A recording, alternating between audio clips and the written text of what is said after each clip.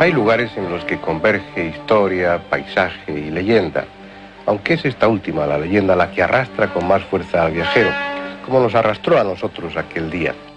Para algunos no era la primera vez, ya habíamos estado en Machu Picchu en otras ocasiones, y quizá por ello éramos los más interesados. Teníamos el recuerdo aún vivo de ese lugar mágico que nunca decepciona.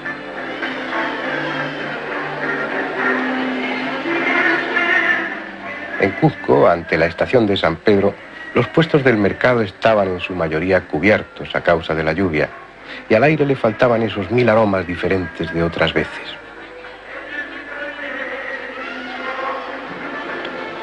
Pero sí estaban aquellos rostros de antes, las mismas gentes, esperando pacientemente a que la estación abriera sus puertas.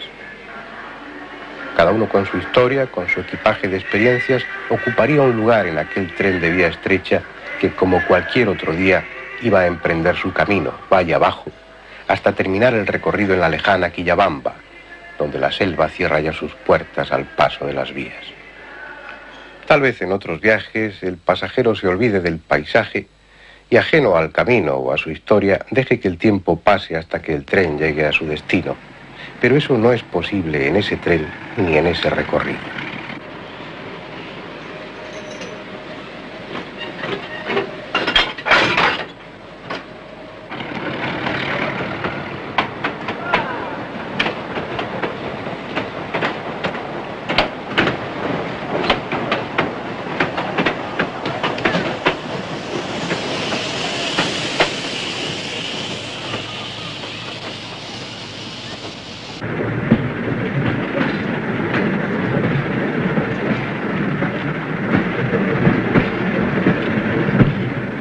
Después de subir en zigzag, trepando literalmente por la ladera para dejar Cuzco más y más abajo en cada cambio de sentido, el tren comienza su descenso por un ancho valle que en tiempos del Inca fue valle sagrado.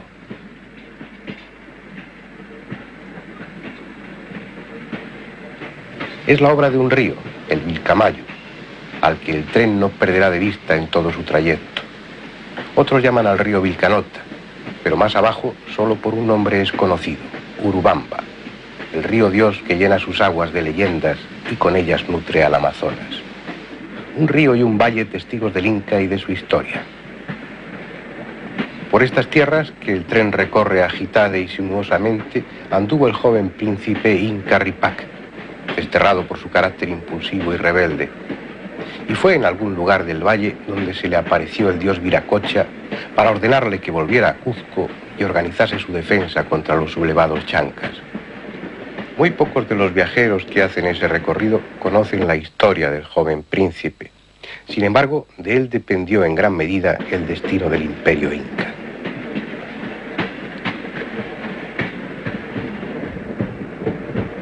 Y fue en este escenario, en la Pampa de Anta, donde los hechos cambiaron posiblemente el curso de la historia. Es el mismo paisaje que un día vibró con el bronco sonido de los tambores y el fragor de la batalla. De una parte, los fieros chancas, con sus rostros pintados de rojo y negro para amedrentar al enemigo. De la otra, los soldados del Inca, con la esperanza puesta en su joven e inexperto caudillo. Hoy el valle está en paz, pero aquel día los ayllos, las boleadoras incas, silbaron en el aire y su agudo canto se unió al de lanzas y jabalinas. Luego, en el cruel cuerpo a cuerpo, hachas y mazas hendieron escudos y cabezas, dando fin a la revuelta. Dicen que Cuzco perdió aquí 8000 de sus mejores hombres y que los chancas dejaron en este valle 22.000 cadáveres.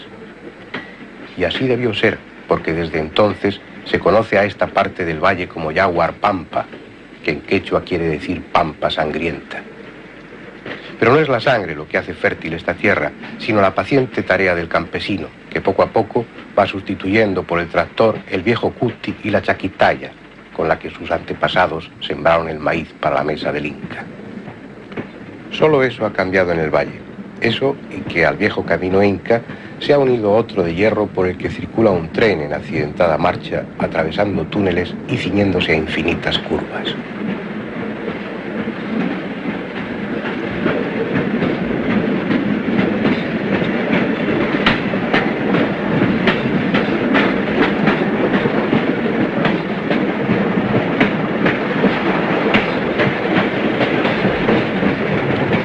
Casi al final de su recorrido, una estación, Puente Ruinas, donde otros trenes funcionales y pulidos vacían cada día su carga de turistas.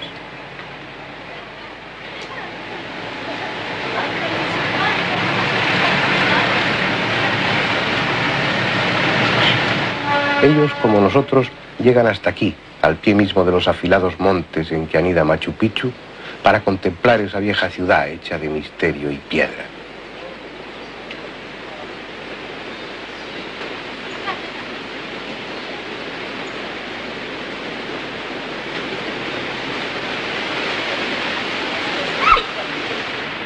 Luego los pequeños autobuses, traídos también en su día por el tren, irán remontando el serpenteante camino de Hiram Bingham, ascendiendo por un paisaje abrupto y grandioso como pocos, dejando allá abajo el tortuoso Urubamba. Arriba, en la montaña, ya junto a las ruinas, la tarde se iba cargando de nubes apretadas y oscuras, anticipando la noche, ese reino de sombras que en Machu Picchu es aún más ominoso y empequeñece al hombre, haciéndole sentirse intruso en un entorno que no le pertenece, hecho a la medida de los dioses, no de insignificantes humanos. Algunos llegan por el camino del Inca que recorre las cumbres. Los hay que incluso vienen por el río en barcas neumáticas, pero la mayoría recurren al tren de turistas, que llega a la estación de Puente Ruinas a media mañana. En pocas horas recorren las ruinas, y por la tarde toman de nuevo el tren que les conducirá a Cuzco. Y está bien, si no hay otro remedio, pero aquel que pueda ha de pasar allí la noche, para contemplar al día siguiente un espectáculo que solo ese lugar ofrece, un espectáculo siempre distinto y fascinante, el despertar de Machu Picchu. Como náufragos del tiempo, en un paisaje concebido para el cóndor, ellos, los incas, recibieron cada amanecer la luz del Inti, el viejo Padre Sol, surgida tras las gigantescas montañas, más allá del Putucusi. La luz que ilumina las cumbres, que enciende el verde de la selva y hace aún más profundos los abismos. Hoy Machu Picchu no es lo que antes fue, y la luz del día que comienza quizás no sea bienvenida. La ciudad que en la noche soñaba su espléndido pasado despierta lentamente, tomando conciencia de sus desnudas piedras, odiando tal vez al sol que antes tanto amara, porque ahora es él quien descubre su miseria de ciudad muerta. Una ciudad rescatada del olvido el 25 de julio de 1911. Ese día, el norteamericano Hiram Bingham dio con ella. Se ha dicho que hasta ese momento nadie supo de su existencia, y es falso. También se dice que ni los conquistadores ni los conquistados sabían de esa ciudad. También es falso. Los colonos de principios de siglo la conocían, y uno de ellos, Melchor Arteaga, fue el que condujo a Bingham, pero es probable además que el norteamericano supiese lo que andaba buscando, porque, como en las novelas de aventuras, existía un manuscrito, exactamente la mitad de un documento. Estaba escrito por un cronista no demasiado conocido, Diego Rodríguez de Figueroa, y fechado en 1561. En ese manuscrito se hacía referencia a la ciudad de Picchu y se incluían instrucciones para llegar a ella. También hay evidencias de que Picchu fue propiedad del Inca Pachacútec. Pero ¿por qué el resto de los cronistas e historiadores ignoraron que aquí, en lo alto del Machu Picchu, el Cerro Viejo, existía una ciudad? Tuvieron que pasar 350 años para que el secreto celosamente guardado fuera desvelado. ¿Acaso estas ruinas son algo especial? Ni siquiera sabemos qué son. Unos las consideran fortaleza, reducto militar por su situación inexpugnable, pero lo cierto es que nada defiende. Otros hablan de ella como refugio secreto, una ciudad reservada que solo sus habitantes y el Inca conocían. Los más le dan categoría de santuario. Y hay un hecho que parece apoyar esa última hipótesis. Cuando Bingham realizó excavaciones en los cementerios de las ruinas, encontró los restos de 173 personas. De ellos, 150 correspondían a mujeres y los otros 23 a hombres no fornidos y a niños. Mala guarnición para una fortaleza. Tal abundancia de esqueletos femeninos más bien hace pensar en un santuario cuidado por vírgenes como la Yaguasi de Cuzco. Sin embargo, Machu Picchu fue mucho más que estas ruinas. En las laderas menos abruptas existieron casas de adobe y paja de las que no queda nada. Además, en todos los cerros de alrededor existen restos de edificios y templos, lo que permite afirmar que la ciudad se extendió por un área mucho más amplia de la que hoy visitan los turistas en Cerro Viejo, y que no es otra cosa que la parte noble, la zona reservada a templos, palacios y almacenes, donde sacerdotes, vírgenes y gobernantes tenían su residencia. Cualquier día se encontrarán en alguna parte del cerro las tumbas de servidores y artesanos. Aún falta mucho por excavar, aún quedan muchos descubrimientos por hacer, y es posible que algunos de ellos sean tan sorprendentes como los que realizó el propio Hiram Bingham en sus primeras excavaciones. Como el de una mujer que padeció sífilis y tuvo el extraño capricho de ser enterrada con su perro, o el de un collar de cristal verde fundido que se encontró al cuello de un hombre enterrado en una cueva. Esa era una técnica que desconocían los incas, como desconocían el hierro, que requiere temperaturas muy elevadas de fusión, y sin embargo Bingham encontró en una tumba una delgada lámina de hierro oxidado de 3 centímetros de largo por 1 de ancho. ¿Quién dejó entre los incas un collar de cuentas de cristal verde fundido y una lámina de hierro? Tal vez los conquistadores. No es lógico. Ellos solían llevarse, no dejaban nada en las tumbas. Es uno de esos enigmas con los que a veces se encuentran los arqueólogos y que posiblemente, en el caso de Machu Picchu, no sea el último. En los días en que estuvimos realizando este documental, tuvimos la oportunidad de ser los primeros en filmar la entrada de un pasaje subterráneo hasta ese momento desconocido.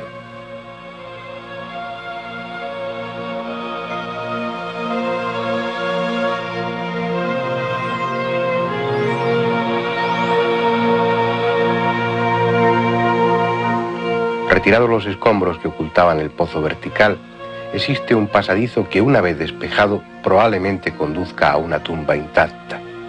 Una tumba que seguramente pertenezca a un personaje importante, ya que está excavada en el mismísimo Templo del Sol, una de las construcciones más singulares de Machu Picchu.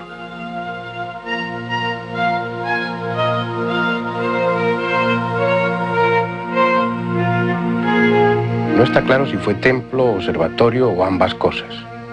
Sus ventanas, en la parte curva del edificio, están orientadas al este y al sur, y entre ellas hay varias hornacinas de función desconocida, iguales a las que hay en la parte recta, a ambos lados de otra puerta que da al norte. Probablemente ese conjunto, incluida la gran roca central cuidadosamente labrada, servía para señalar con luces y sombras diferentes momentos del ciclo solar. Pero lo más llamativo, en el Templo del Sol, no está dentro sino fuera, allí donde la obra del hombre se integra con la de la naturaleza en una perfecta simbiosis, en un ejemplo de síntesis que hizo escribir a Hiram Bingham apasionadas frases de asombro. Seguía la curvatura natural de la roca y estaba empotrado en ella en uno de los más exquisitos ejemplos de albañilería que yo hubiese visto. Era claramente labor de un maestro de su arte. La belleza de las líneas, el arreglo simétrico de los bloques y la gradación de la magnitud de las hileras se combinaban para ofrecer un efecto maravilloso, más suave y grato que aquel de los templos de mármol del viejo mundo.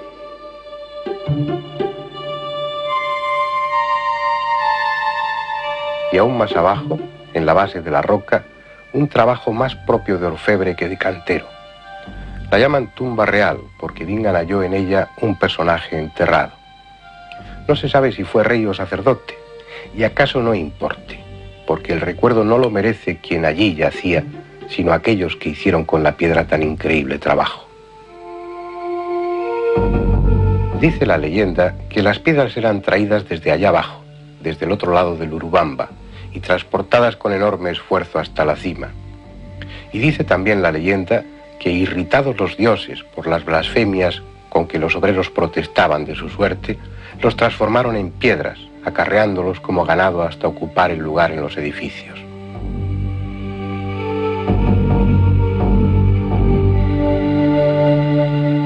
Pero lo cierto es que sobra piedra en la montaña y hay evidencias de que la extraían de allí mismo, lo que en nada empequeñece el gigantesco trabajo que supuso edificar la ciudad. A la construcción que corona ese cerro dentro del recinto urbano la llaman Intihuatana, el lugar donde se amarra el sol.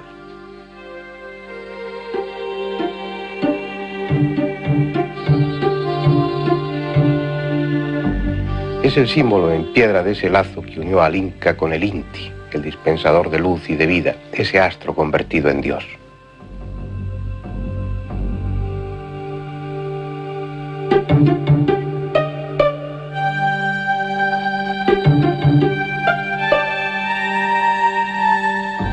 La forma del peñón labrado está determinada por el camino que sigue el sol en el cielo, por su orto y su ocaso en distintas épocas del año, de tal forma que sin palabras el astro rey encontraba el modo de dar su mensaje.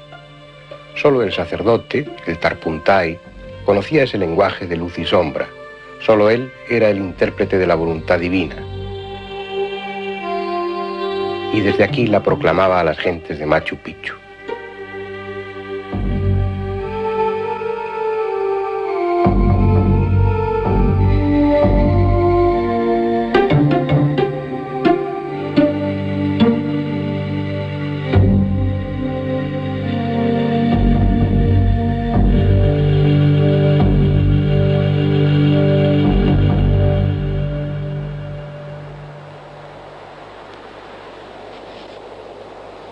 Pero hay algo que desconcierta, que no encaja con la cuidadosa planificación de sus edificios que hacía el Inca.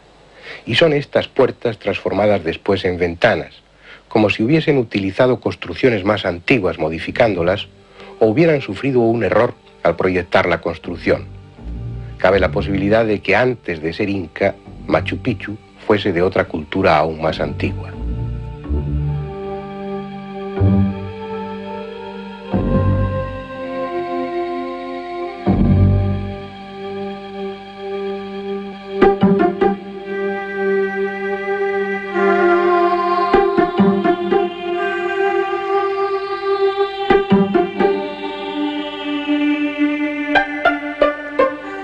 Cuando Manco Cápac II se refugió en esta ciudad, dijo que venía al lugar que fundaron sus antepasados. Eso ha hecho pensar a algunos investigadores que estas 3 ventanas del templo principal son las 3 aberturas por las que, según la leyenda, surgieron los hermanos Ayar, los creadores de la dinastía Inca. Pero aunque así fuese, ello nada nos dice sobre la antigüedad de la ciudad, porque nadie sabe en qué época aparecieron los incas ni de dónde procedían. En cualquier caso, hace mucho tiempo que estas viejas piedras fueron puestas aquí. Tanto que los muros se han abierto, no por los terremotos como se pensaba, sino por el propio peso de las piedras, que con el paso de los siglos se han ido hundiendo, como si estuvieran edificadas sobre el blando barro en lugar de sobre tierra firme. Pero lo que la arqueología convencional dice sobre Machu Picchu es poco y no muy extraordinario, empeñada como está en atribuir a las viejas culturas del Perú una antigüedad no demasiado grande, unos conocimientos técnicos escasos y un nivel espiritual bastante primitivo. Afortunadamente, los arqueólogos jóvenes están modificando esos conceptos. Por falta de información de los historiadores, anteriormente ellos empezaron a especular mucho sobre Machu Picchu, pero el año pasado, con los trabajos que empezamos a realizar y con algunos aportes de documentos nuevos, Machu Picchu básicamente ha sido una propiedad privada del Inca Pachacútec. ¿Y con qué finalidad? ¿Para qué objetivo tenía el construir esa ciudad en ese lugar tan inaccesible, tan apartado? ¿Cuál era la intención que tenía Pachacútec al elegir ese lugar, ese sitio? Bueno, Pachacútec, como el Inca revolucionario, el que empezó a transformar todo desde las raíces, toda la organización social, política inca, él tuvo un objetivo muy básico, yo creo, el de empezar con una ciudadela tan parecida en su distribución con Cusco, pero complementada con el sector religioso, pero el religioso no al nivel que se conocía ya en la época inca, sino un religioso ya podríamos decir un poco más avanzado hacia una forma mística.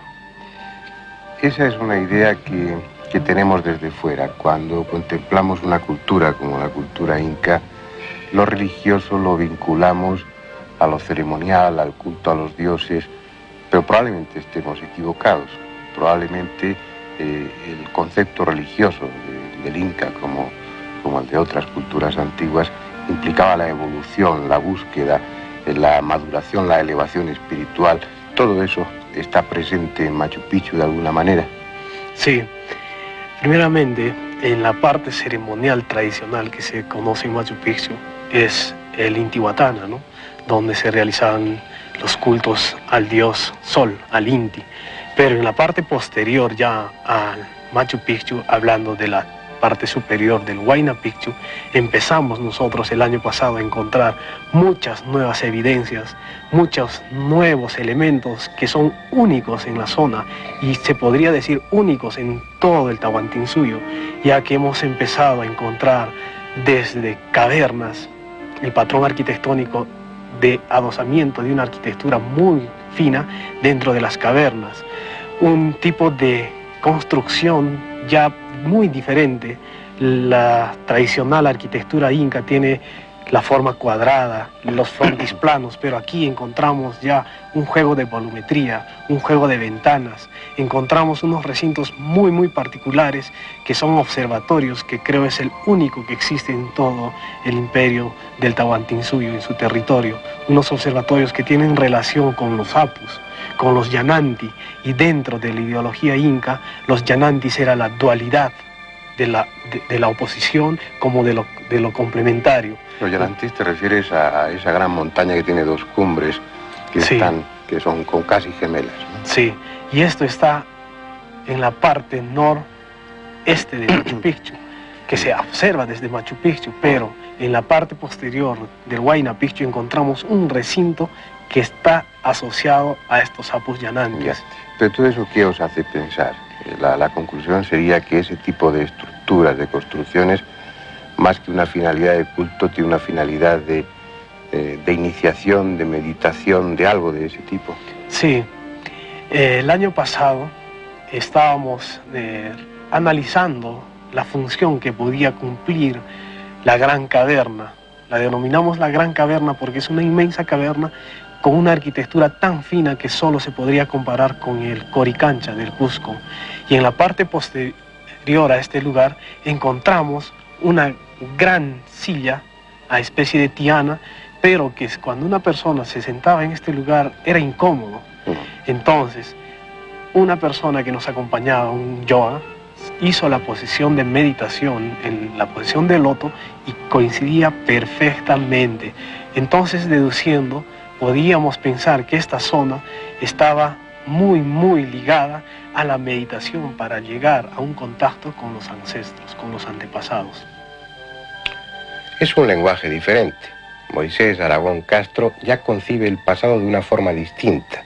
Entiende que los sacerdotes poseían un conocimiento y que es la simbología el idioma necesario para entender el mensaje que esas culturas nos dejaron. Los que han visitado Machu Picchu con calma habrán percibido algo que no figura en las guías turísticas, algo que es solo subjetivo. Ese lugar pone a la mente en la vía de lo trascendente. Las montañas, las nubes, la grandiosidad del entorno son factores que empujan a la meditación, al planteamiento de cuestiones que van más allá de lo personal o lo cotidiano. Si hubiera que elegir un lugar para que el hombre se pusiera sobre la pista del Dios que lleva dentro, Machu Picchu cumpliría los requisitos necesarios.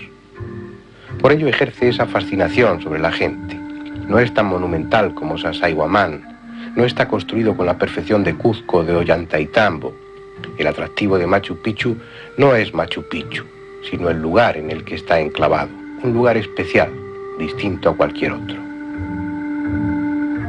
Un lugar propicio para que los hombres entren en contacto con los dioses. Un lugar para que el hombre dialogue con ese hombre total que todos somos en potencia.